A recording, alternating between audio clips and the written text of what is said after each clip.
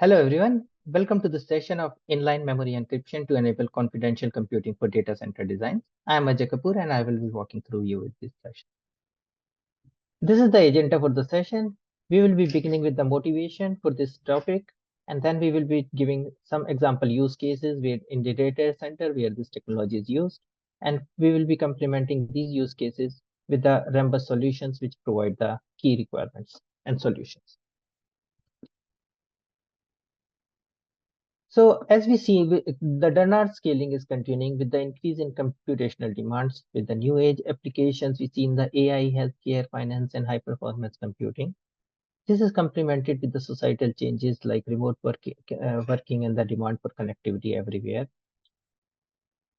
Cloud computing is becoming pervasive to facilitate these computing demands, and this is realized by using advancement in the data center computing architectures. Data center computing architectures are currently already being realized using heterogeneous compute elements with software design resources and disaggregate compute. And this is realized in complement to the CPU-based physical servers and moving towards the virtual system with composable infrastructure.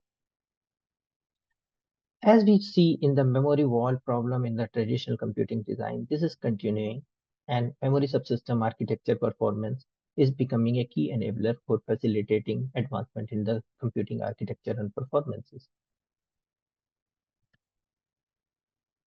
So before we begin looking at the particular use case, it is good to revisit what is happening in the data center and what are the implications for the security.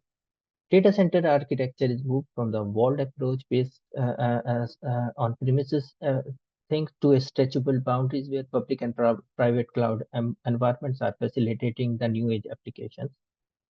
This is nice from the computation perspective and applications facilitation point of view, but this requires the sensitive data sharing and the privacy concerns of the users are prominent.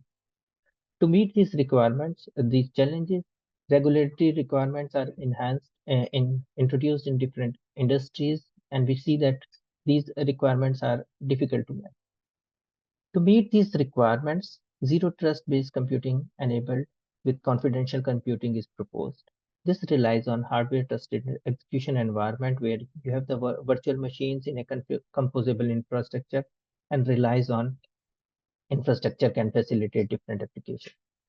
However, from the security point of view, this not only requires data at rest and data in motion protection, but it also requires data in use protection, which is new based on this zero trust computing model of the system. So let's look on a couple of use cases which are in the prominent in data center. First use case, let's look on the computational storage requirements. So as we already talked about, storage requirement or architecture is challenged by newer application demands. First, it was about the reduction in the overall cost of ownership and maintenance by proposing the composable and flexible storage. But the challenges keep on increasing with the recent AI advancement and multi-party computation and data sharing requirements. To facilitate this, data center incorporates storage disaggregation with the capability of near storage computation. So what is happening is that from the CPU side, you have the compute facility, and on the storage side, you have the storage, but also some of the storage services are provided through the storage accelerator.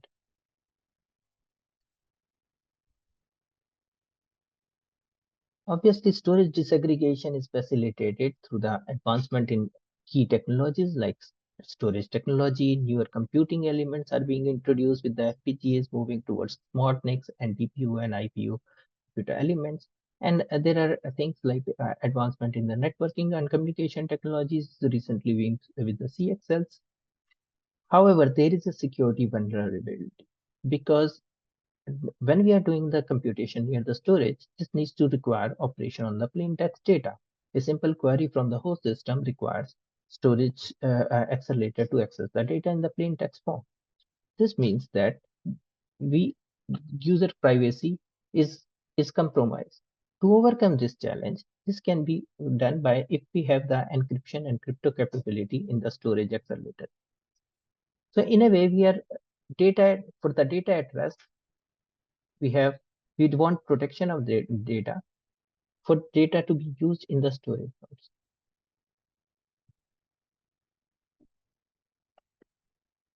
If we look back and try to analyze the storage requirements for this application, we require a simultaneously XTS and GCM operation with the AES and SM4 ciphers.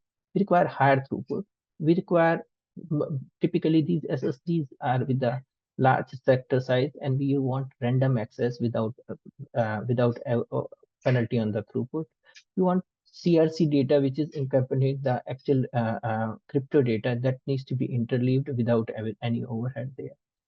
There are also robustness requirements for end-to-end data protection that you need to take care of. One of the key thing here is also that the computations are not only at the close to the user, but it can be anywhere. So the user keys needs to be sufficiently protected, and that's where side channel attack protection also becomes prominent. Along with this, there are other key requirements, and path for security certification becomes prominent. If we look at another use case where we say look and data in use protection is deployed typically for the DDR memory protection, and this is deployed by using inline DDR protection interface.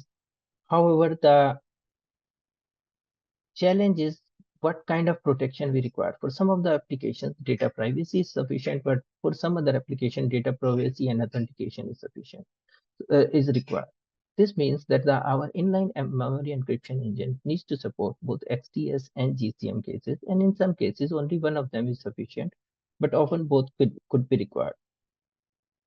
Typically, this kind of inline memory encryption engine is in the path towards the DDR controller, and could be a part of DDR controller or could be a standalone unit.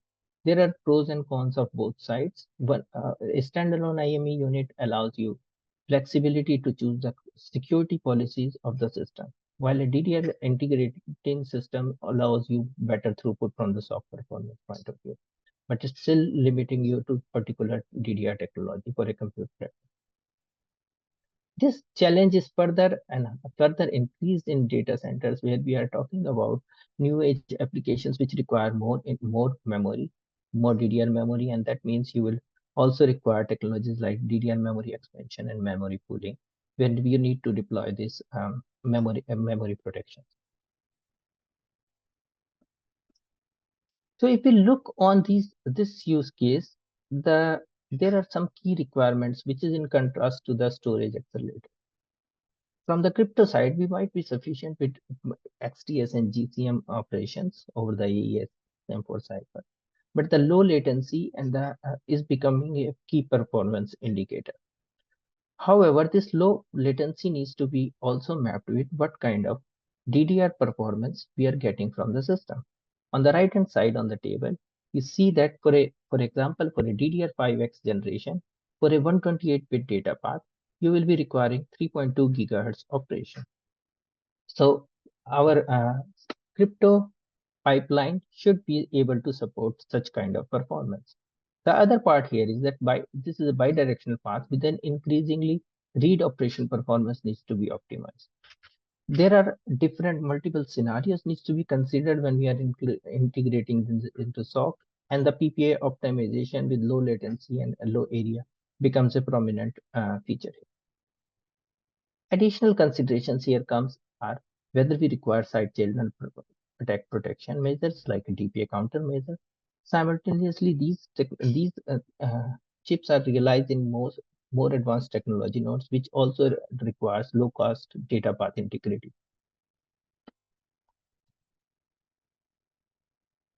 When we look on these use cases and try to design an IP bottom up by considering what can be facilitated, we can pose an IP like a 338, which is a configurable IP which supports these use cases and also allow tuning of different performance parameters by well-structured design.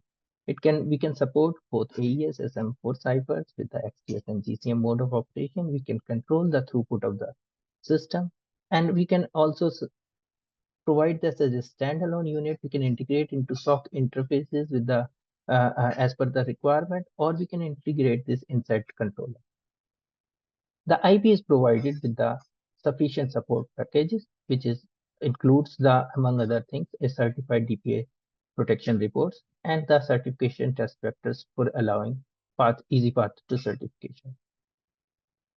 Now, when we look on this particular IP and start considering how does it map to different application requirements, I have taken here two examples which are not necessarily covering all the requirements that I have mentioned in the previous slides, but giving just an illustration how the IP can be tuned for particular use case requirement. So in this case, you see the computational storage example and inline DDR protection example, where a computational storage user is looking for an XTS and GCM solution, while inline DDR in this particular example is taking a XTS only. You also notice that I have chosen different performance parameter for the throughput and technology node. And I have also chosen different protection mechanism. For example, for computational storage, I have used here side channel attack protection should be part of the IP, while in the inline DDR, I have chosen for data path integrity. This is just to illustrate that contrasting configurations that we can create for supporting a particular use case with the keeping application in mind. In summary, we are seeing the data centers with new edge and new design concerns and new security and privacy concerns. To meet these concerns, traditional security measures like data at rest and data in motion are insufficient, and they should be complemented with data and use protection. Furthermore, we are seeing a lot of diverse use cases for these applications, and they require customizability in the solution. This customizability should not come at the cost of PPA. So we need to keep very tight mark on the how PPA performance will be done as per the application requirement. Furthermore, the crypto performance is not sufficient just to meet the application goal.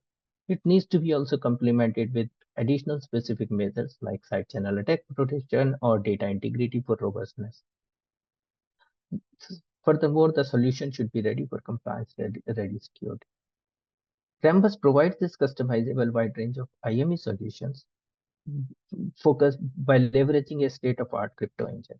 This is what I'm showing on the next slide, where on the first you can see that you can realize a standalone IME product by focusing on first on the performance from the crypto engine, which is 338, and then you do the step up in the security by integrating other functionality, which is shown for IME 341 on the right hand side of the sheet.